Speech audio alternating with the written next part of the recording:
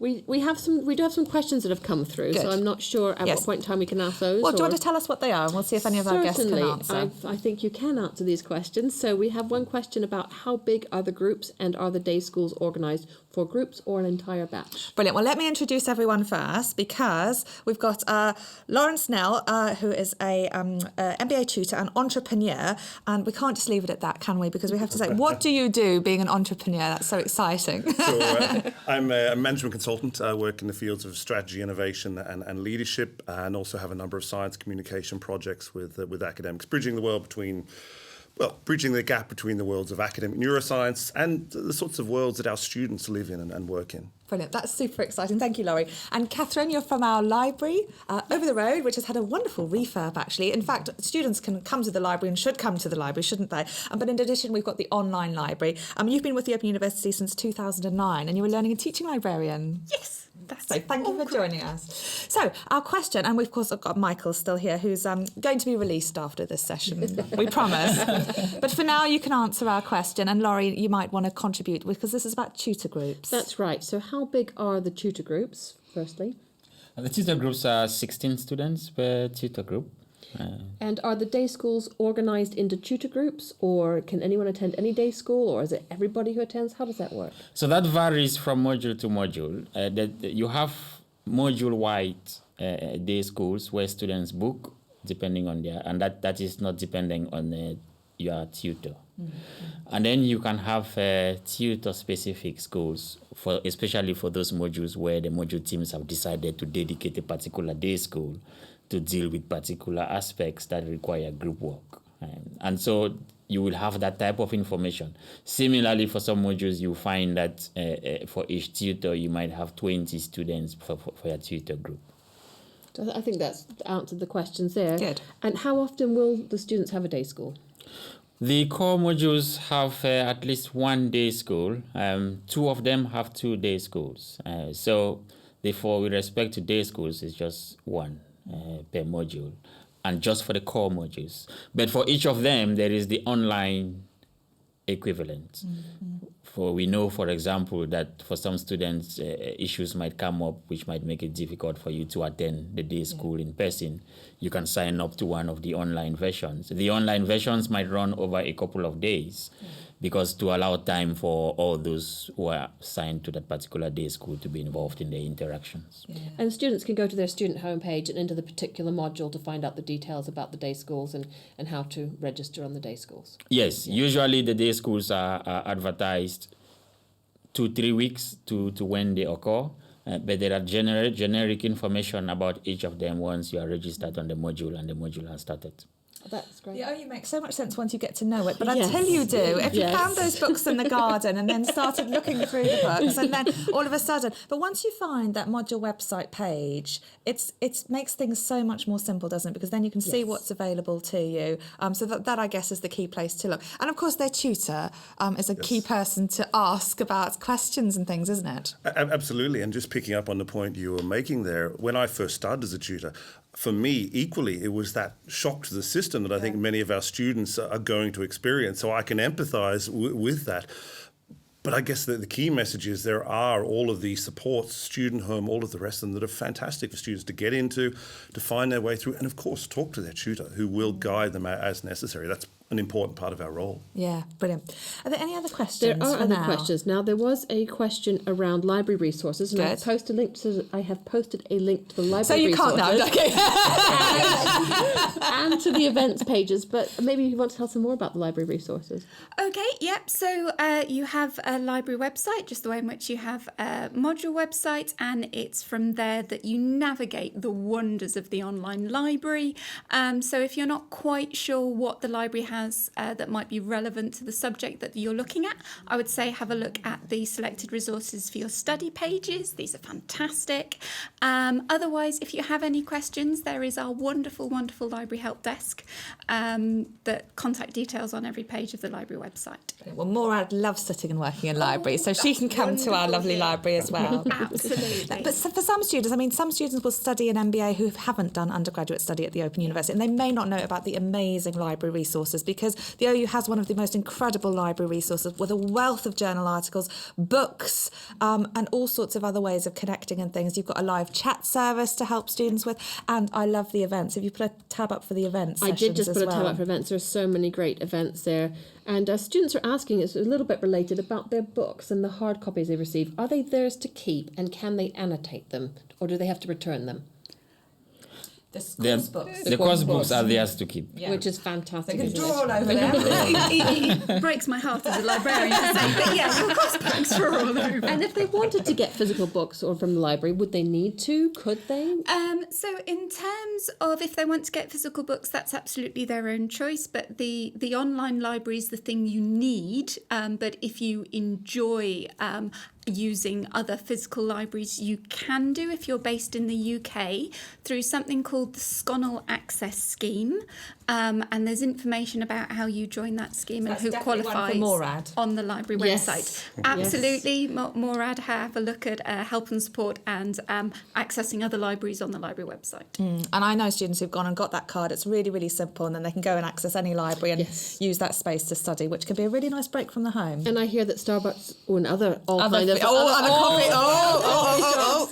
all coffee shops might possibly have Wi-Fi where you can go and sit and have a drink, and we have people who are trying to study while kitchens being put in, which I can't imagine, trying to keep a home, a family, a kitchen, all that. But the sanctuaries can be your library or wherever you might find somewhere to go and get some Wi-Fi and have access to materials and find some quiet time. Morad's already got the Sconnell card. She's also I knew it. There's no right. Okay, let's talk about what we need to talk about. On top of it, They are. They're sorted. They're sorted. They are. Don't tell them about the totem card. There's one. No, we'll get there. There's one quick question. What time does the library at the OU in Milton Keynes open? Okay, so the physical building, 8:30 to 6:30 Monday to Thursday, 8 till 5 on a Friday. Opening hours are on the library website if you want to double check that, but I'm pretty sure I've remembered that right. Whereas the online library open 24/7. And the web chat is also 24/7. So our help desk is standard office time, but the library web chat is available 24/7. So yeah. Brilliant, thank you. Okay, we'll take some more questions in a minute. Otherwise, we're not going to cover what I need to cover because I want to talk about digital and information literacies, two key, really important areas for our students. So I wanted to ask each of you what those two ideas mean to you, and I guess this is part of sort of thinking about unpacking terms and thinking about how different sort of perspectives can generate different outcomes as well. So when I say those words, then digital and information literacy, how do you both, all of you, interpret those ideas? Catherine, I suppose we better start with you. Thank you. In the library we do talk about digital information literacy as one thing. And essentially what we mean is to make sure that you've got the skills to find the information that you need, that you've got the skills to be able to assess the quality of that information, whether that be in academic study or in day-to-day life. And then also to make sure that you can find the digital tools that you might be requiring, again, whether that's for work or academic life. And then information literacy. So in the library being online, we bundle them all together. But information literacy, if you were just to take it as a whole, it would be essentially doing those things, but it would also include a print environment. So if you're talking about digital literacy, you don't tend to be talking about analysing a print book for quality, whereas you would if you were talking about information literacy. Okay. So that's very helpful and an interesting perspective there. And of course, this really matters because employability and the whole issue of study context versus work context, Michael, really matters to our MBA students. So how might you distinguish between digital literacy and information literacy? Well, I look at digital literacy with respect to information and communication technologies and digitization, and how confident students are in being able to use, analyze, and evaluate information using all these different tools. And that also includes skills that you develop to use them, and this notion of diary keeping and critical reflection in the workplace. So you have on one hand, wholly digital, and then on the extreme end, wholly physical. We do see that in the workplace as well. I remember recently when we had our AQUIS accreditation, the industry person in the peer review team was making the point that he was coming from a finance background, how for financial analysis and some of the big investment service providers, almost 70% of work had gone digital. And so it means that finance was moving away from having a huge team of people dealing with financial information for decision making to a couple of software and databases that is making sense of that information, and therefore the manager has to be able to then make the decision on the basis of the information that is being manipulated by this software.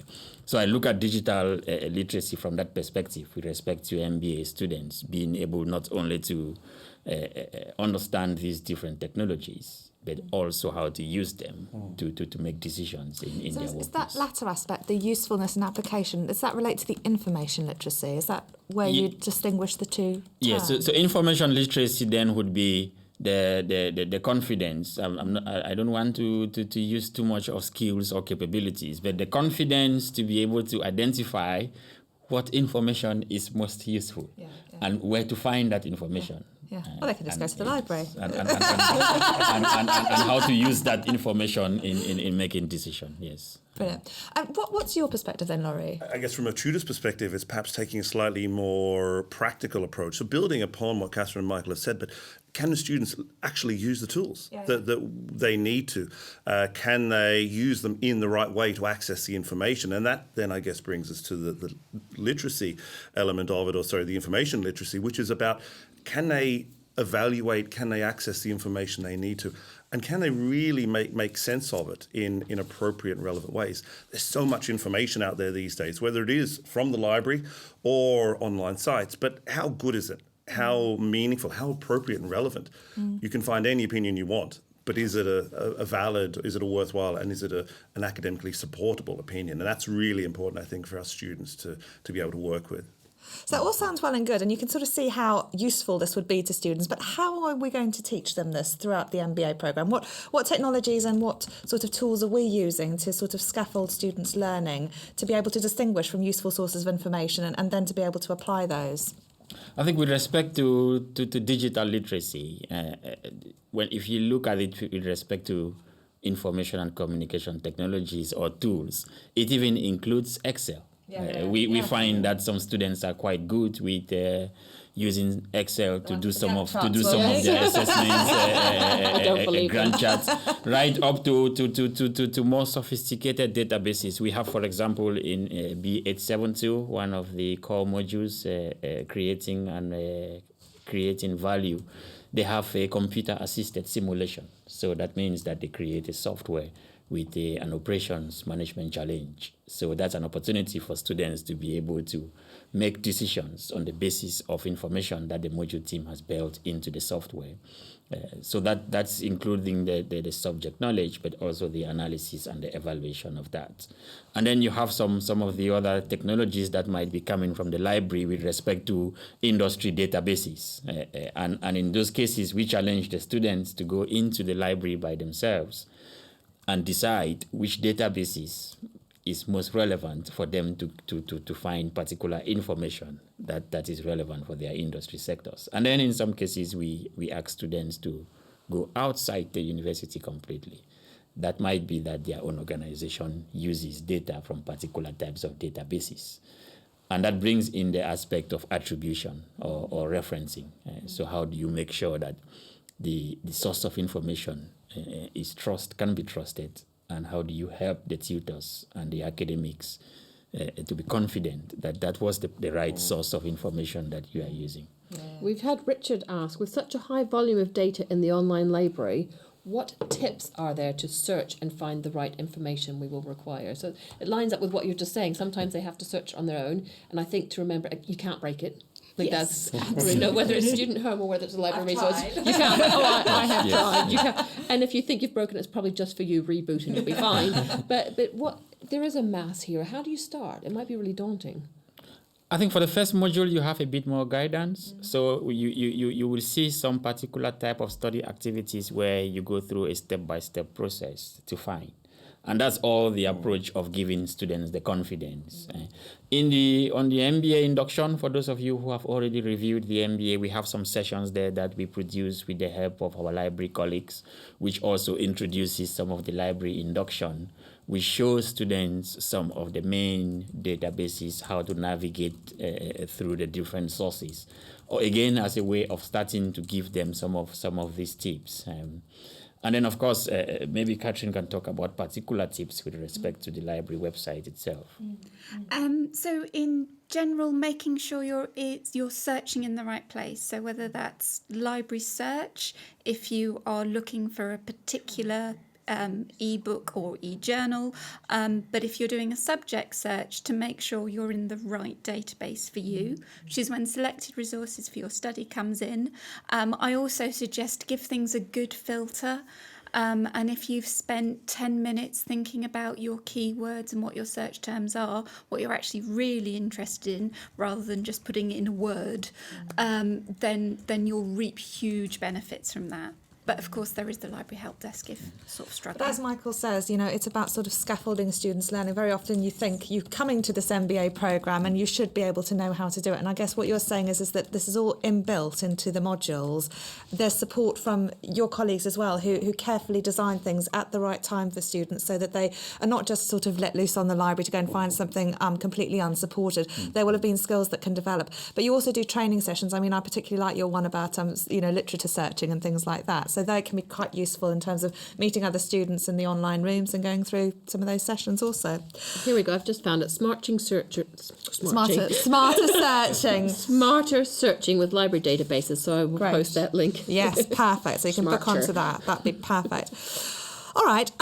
Some of the things that we do as well. So we've talked about some of the general sorts of things that many students can access databases, information with outside the organisation. But there's some OU specific things that students might meet. Things like Open Studio, our virtual learning environment, our VLE, online rooms and Adobe Connect. So there's certain spaces that people will access online that only OU students can access. And those are really, really exciting. Do you want to fill us in on how they work? Well, I guess it really depends where they're at in the program. So if we take, say, Adobe Connect, a fantastic system for tutorials, online tutorials for online webinars.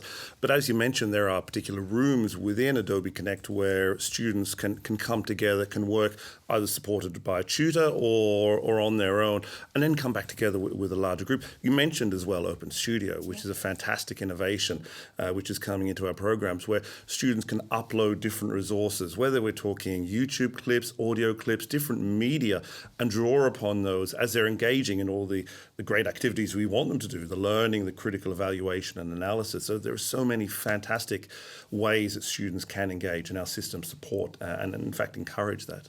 And students will know that they've got access to those or that they're part of their various programme if they're clearly indicated on the module website. So they'll know, they don't need to worry if they don't know what Open Studio is for now. It'll all be clear. Yes, I mean, and the same with the tutor group forums on the VLE as well, which is the space for them to have the conversation with their other fellow students, facilitated by the tutors. You'd mentioned that there was about 16 students in a group. So that forum is like an online space, isn't it, where the tutor and students can converse asynchronously. So it might be a day or two or whenever, but at some point people would respond and put things up, and they're a useful space. But they're quite small spaces, aren't they? They are. So they're typically limited to that tutor group of 16 or however many students. So they're quite a safe environment, and it's really important that the tutor creates that, and that students feel they're able to contribute, because everyone's contribution is welcome. And as a tutor, a lot of the work I do will be facilitating those conversations, giving feedback, encouraging input,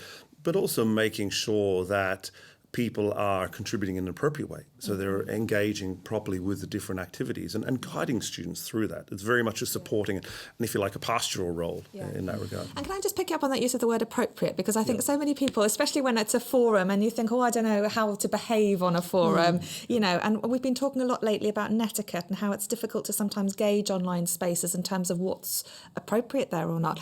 How would students know what's appropriate, and what would your advice be about communicating? I guess it's one of those things that always think about how it's going to land, how it's going to be received, what it sounds like. There's nothing wrong with a bit of humour. There's nothing wrong with a reference to something outside of study. but always make sure it's appropriate. And the tutor's role is not to be a policeman, policewoman for that matter, but more just to say, is this really the sorts of things that should be discussed?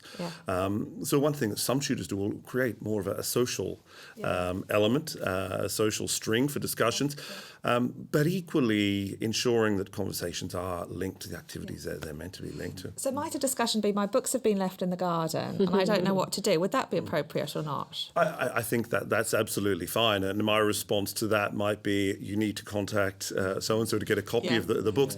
But I think it's also about recognising we're all human. We're all part of lives outside, and there's nothing wrong with being human and engaging at a human level. Well, Hilary, sorry, go ahead, Michael. Yeah, we do. That's an interesting point, because with online discussions, we do have the IT policy and IT help for students to engage with, to see some of the boundaries of some of these issues.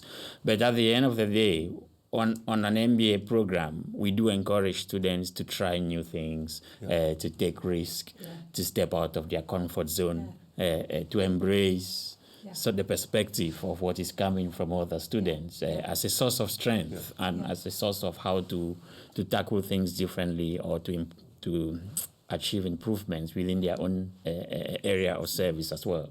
So that always means that students are free within the limits of our IT policy to be able to try new things. For some of the activities, they are designed such that there are clear instructions for facilitation by the tutor, and therefore means that the tutor will come in and post a message and a frame for the discussion.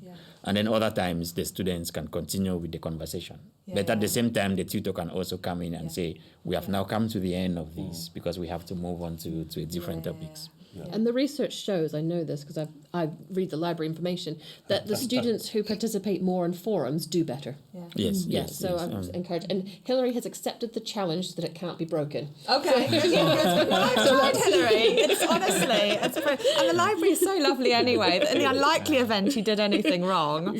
Another thing to mention with respect to, say, the tutor group forums or the day schools or the Open Studio is that we do award marks for participating in the module. That does not mean that the tutor goes in and verify all types of participation. It's usually just about 10% of the marks for the particular assessment type. So in a way, some of those discussions that are scheduled, it means that the module teams would really want students to take that seriously, because it might be contributing to the assessment, or it might be a way in which we've built in opportunities to feed forward into other modules.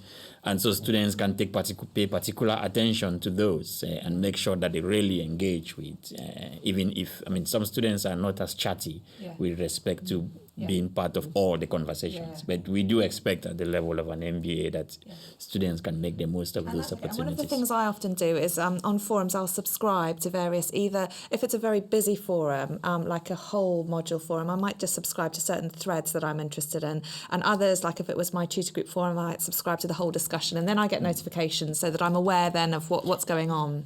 Yes, we also find that something like Open Studio have opportunities for you to manage access. So there might be some assets that you've uploaded there, but you want to share it with other students, and then you can manage the access to share it with others or with the tutor. And then you might be uploading other things where you want to protect it for yourself, and then you can simply manage it for yourself as well. Brilliant. The one other thing I wanted to mention, which is quite specific to the Open University, is some of these interactive tools that may be embedded in the virtual learning environment. So students are on a module website, and then they might have an activity, for example, and it might say, fill in this box. And one of the most common misconceptions is that students will fill in the box, and all of a sudden there'll be a notification somewhere, and they'll say, Hilary has filled in the box and she's broken it, or whatever. Yes. But what happens to that information, and how is it useful for students' own learning? So that information is typically just for the students, and it is really important as part of their activity, just as participating in the forums, as Michelle said, is a crucial part of the learning. Participating in those activities, even if it is just for individual reflection, can really help students just to clarify their thinking, to note down the key points, but then also, as Michael said, to feed forward into future assessment, into future discussions, so that they're really always thinking and always learning as they're going through that process. And most of those as well means that students can download a Word version or PDF which captures some of the information they've been putting into those boxes, so that when you come up to write, say, your first tutor marked assessment, going back and downloading what you've been putting into those boxes can actually give you... press save. Exactly. You've got to save it, otherwise it won't save. Yeah. The safe one is interesting as well, because the moment you put in that information in the text boxes, which then allows you to reveal the feedback, then that information is there. So as long as you remember to download the Word version, then it means you can capture all of those information. And those activities, I think when you're stressed and things, they can seem sort of a bit daunting sometimes, thinking, have a think about this. But that reflective practice is something like, this is the similar sort of thing to going and talking to somebody in a coffee shop about your learning, isn't it? That's a really good point. This is your classroom. Absolutely. And I think it's important for students to recognise we're not looking for War and Peace. Just 5 or 6 bullet points can be really useful, just as a way of just capturing the key thoughts. It doesn't have to be beautifully formed or beautifully literate. Just appropriate to them. And I think as well, just going back a moment to say to the forums, a key thing is that everything's designed to be accessible. Doesn't matter where someone is from, what their own access challenges might be. We want everything to be accessible. So students should approach it in the way that suits them, the time that suits them, and do their best. And that's what we're really looking for and trying to encourage. Brilliant. Now, I hear we've got lots of questions, so let's have a little go at questions before we release some of our guests. So Angela, Sunita, Aidan and Tayaba and Aziz, apologies if I've pronounced any names wrong, have all asked about when do we find out about our tutors in groups and how are those groups split? Are they split geographically? Are they based on background or industry? So any information we can have about tutor groups would be great. So I believe they will be designated over the coming weeks, very soon, obviously, probably in the next week. Enrollment's only closed, I think, a week or so ago. So, final numbers are still coming through. In terms of how they're set up, Michael, maybe you can guide on that. The groups are set up to ensure first diversity. We do have a few cases where there are partnerships where we try to put some cohorts. We have different categories of students on the MBA. So we have the MBA Technology Management, we have the Senior Leaders Management Development in terms of the apprenticeship, and then we have the Standard MBA. But the main idea with the tutor group forums and with the tutor groups is to ensure diversity. We do find in many cases that even students on the MBA Technology Management value the exposure to students from non-technical sectors as a way of getting that cross-learning. So the default is to ensure diversity within the tutor forum. And as Laurie was mentioning, student numbers as well. Sometimes for some modules, especially when you get in towards the electives, the numbers are smaller, and then it means, of course, that there is so many groups you can have. And those students who are doing the fast track MBA as well, we know that the 870, which is a starting module, all the students have to do that. So in that case, you have hundreds of students who will be split into groups. Those on the fast track, 872, the creating value, we are expecting fewer numbers as a start because this is the first time they're doing those two modules together. And so we might only just have 1 or 2 groups. And therefore, there's limited opportunity to deal with certain types of diversity issues. Brilliant. Let's have a couple more quick questions. Can we get more information regarding the exam element, please? So there isn't an exam on B870 or 872, but there is an end of module assessment, which is kind of like a big assignment. The students will recognise as soon as they get onto the forums and start looking at the programme, they can see, and this is a really important thing, they can see all the assessment for the entire course, both the dates but also the tasks. And that can be really useful if a student is planning a holiday, a major life event such as a marriage or a big holiday or whatever. So I would encourage students to do that, but also looking at the assignment questions can help plan their thinking. And that also applies to the end of module assessment, which applies to the... And in terms of exams, we have only one exam on the MBA, on the strategy module, B873, which is occurring after the first 2 modules. So for those on the fast track, that would be in the second 6 months of their study. So that's only when you have an exam. And exams are always interesting because not many people write with your hands nowadays.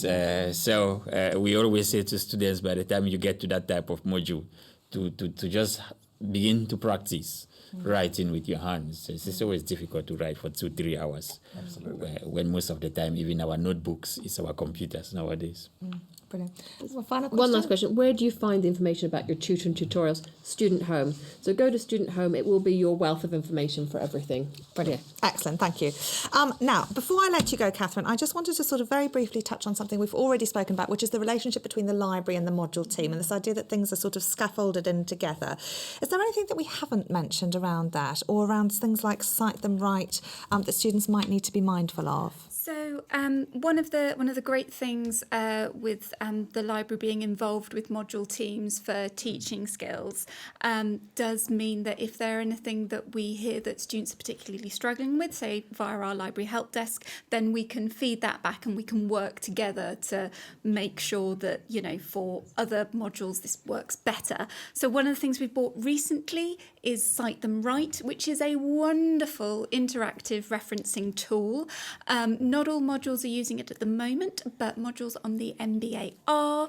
And yeah, so check out Cite Them Right. It's Cite Them Right Harvard is the referencing style that a lot of you will be using. But if you're unsure, check out your assessment guidance on your module websites. Brilliant. And one more question that's very specific about the It was a Sconnell very access specific card. question. Okay. The Sconnell enrolment asks for a library card number. How do I get that? Okay, so use your student PI instead. PI is a personal Sorry, identifier. thank you very much. Your student demystify stuff, yeah. identifier, your student number, whatever you want to call it. You can even use your Open University computer username. Red said that longhand. So that's the letters and the numbers, yes. whereas your PI is most likely to be a letter full and then a number. long number. Yeah, sorry, Yeah. letter, then a long number. But the answer to that and other questions about applying for Sconnell Access is available on the library website under Help and Support and using other libraries. Brilliant. All right, is that all for now? That's Right, enough. we can release Michael. You've been here for a long time. Thank you very much. We can release you, and Catherine as well. Thank you very much for that. That was a fantastic session. We're going to focus next on B870, which is the first of the MBA modules. So we're going to look at the various ways in which this academic practices versus the practice components of the MBA as well. But shall we call for some biscuits? I was just getting really hungry. Well, you know, maybe we should push it a couple of times. Oh, yes. You know, So you've this got- is your lovely tea bell, which always... Oh, thank you. Oh, look at that. There we Thank are. you, Angela. That's lovely. There. There we go. Yes. We'll put them very here. important. Slide them over. When you're studying, Yeah. it's very important to take breaks regularly. Yes, it is. And it is important to find out the best way to take your breaks. Yes. I discovered this tea bell. My husband gave it to me and I ding it. And he turns up with biscuits or tea. You need a microphone by it, don't you? Because it's not very loud. But it always works. It always, particularly at Student Hub Live, Yes. it's really And good. it's also good to motivate yourself with a reward, isn't it? I have learned that the reward should come after, not before, Karen. Yes. Yes, I think that's a common idea. Not one I always do. I'll eat some biscuits, then I'll study. No. Study first, then biscuits. Right, so theory and practice. Yes, Perfect exactly. link there.